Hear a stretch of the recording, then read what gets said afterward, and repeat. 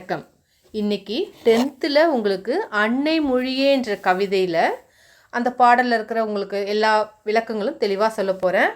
அந்த பாடலை எழுதியவரை ஃபஸ்ட்டு மனப்பாடம் பண்ணிக்கோங்க. என்ன அப்படின்னு கேட்டிங்கன்னா, பாவலரேறு பெருஞ்சித்திரனார். நல்லா மனப்பாடம் பண்ணிக்கோங்க. அன்னை மொழியேன்றதை எழுதினவர் யார்? பாவலரேறு பெருஞ்சித்திரனார். ஓகேங்களா? அடுத்தது அதில் 2 தலைப்பு இருக்குது. நான் உங்களுக்கு இன்றைக்கி சொல்ல போகிறது அழகார்ந்த செந்தமிழேன்ற அந்த தலைப்புலேருந்து சொல்லிடுறேன். நல்லா தெளிவாக தெரிஞ்சுக்கோங்க. அன்னை மொழியே அழகார்ந்த செந்தமிழே அப்படின்றப்ப என்ன?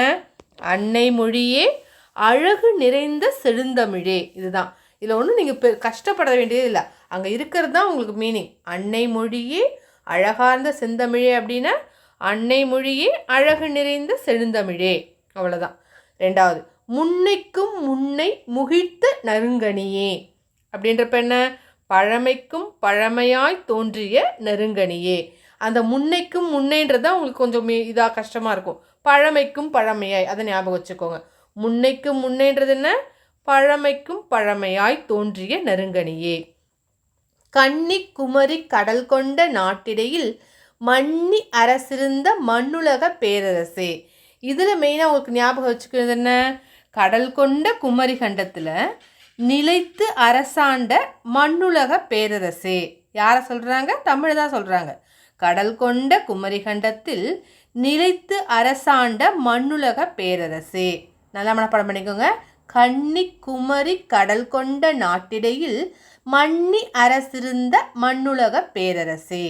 முடிஞ்சதுங்களா? அடுத்தது, தென்னன் மகளே திருக்குறளின் மாண்புகழே.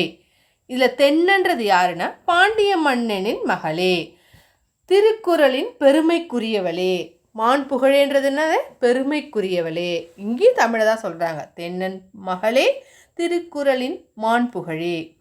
இன்னரும் பாப்பத்தே. இந்த பாப்பத்தே இது கொஞ்சம் கஷ்டமாக தெரிகிற மாதிரி இருக்கும் உங்களுக்கு. இன்னரும் பாப்பத்தேன்றது யாரை சொல்கிறாங்க? 10 பாட்டே. என் தொகையேன்றது 8 தொகையே. இன்னரும் பாப்பத்தேன்றது 10 பாட்டே. என் தொகையேன்றது 8 தொகையே. அடுத்தது என்ன? நற்கணக்கே. நற்கணக்கேன்றப்ப என்ன வருது? 11 கீழ்கணக்கே. இப்போ நான் ஞாபகம் வச்சுக்கோங்க. தென்னன் மகளே திருக்குறளின் மாண்புகழே இன்னரும் பாப்பத்தே என் தொகையே நற்கணக்கே. இதையே இன்னொரு வாட்டி சொல்கிறேன், நல்லா தெரிஞ்சுக்கோங்க.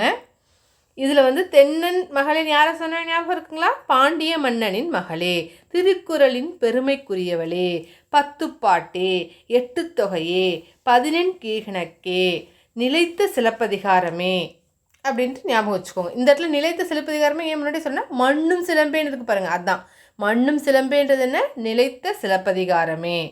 அடுத்தது, மணிமேகலை வடிவே. மணிமேகலை வடிவேன்றது உங்களுக்கு நல்லா தெளிவாக தெரியும். அடுத்தது, முன்னும் நினைவால் முடிதாள வாழ்த்துவமே. இதில் அழகான மணிமேகலையே பொங்கியெழும் நினைவுகளால் தலைபணிந்து வாழ்த்துகின்றோம் அப்படின்னு நம்ம தமிழுக்கு தான் அவங்க சொல்கிறாங்க. புரியுதுங்களா? மண்ணும் சிலம்பே மணிமேகலை வடிவே முன்னும் நினைவால் முடிதாள வாழ்த்துவோமே. இந்த 2 பேராகிராஃபையும் நல்லா மனப்பாடம் பண்ணிக்கோங்க ஃபஸ்ட்டு. நெக்ஸ்ட்டு கிளாஸில் உங்களுக்கு மீதி 2 பேராகிராஃபையும் நடத்துகிறேன்.